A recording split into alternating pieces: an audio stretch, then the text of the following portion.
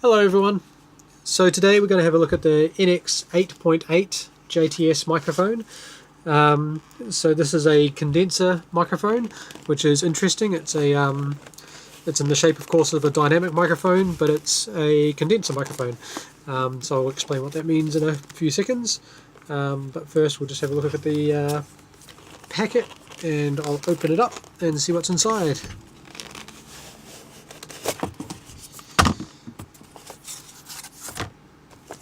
So first off, we have the information or instructions here, and here you can see the frequency response curve. It'll be very difficult to see, I think, on the camera, but still, there it is, and the polar pattern and other bits of information for you. Okay, so this microphone comes in its nice leather or leatherette pouch, which is of course good to protect the microphone from dust and also some damage when it's packed in your bags or that sort of thing. And also we get a microphone clip to put on your microphone stand there, and we get the microphone itself. Okay, so this is a nice sturdy feeling microphone, very tough, solid metal, and yeah, attractive, looks good. So now what I'm going to do is I'm going to set this up against a few instruments, and we're going to listen to the microphone in its raw state.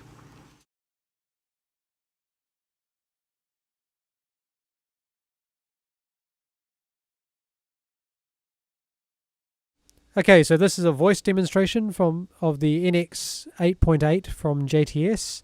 This is a condenser microphone in the shape of a dynamic microphone. So on stage or in studio, you're going to get the nice full sound of a condenser microphone, and also it'll capture the attack a little bit better than a dynamic microphone will as well. Might not always be perfect for the situation, but it's great to have the option.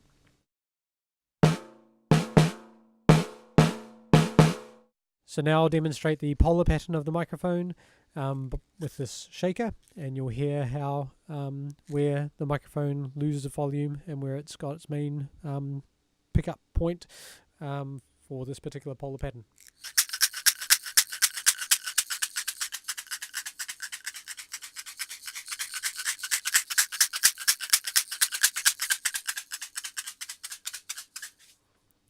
So there you go.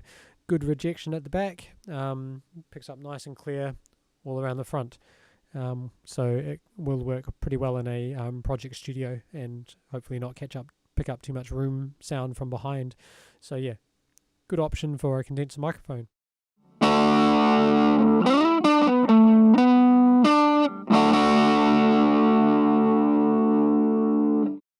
When recording with a microphone in a studio, you may use a pop filter. Pop filters are really good for controlling the P's and pips of a vocalist when they're recording.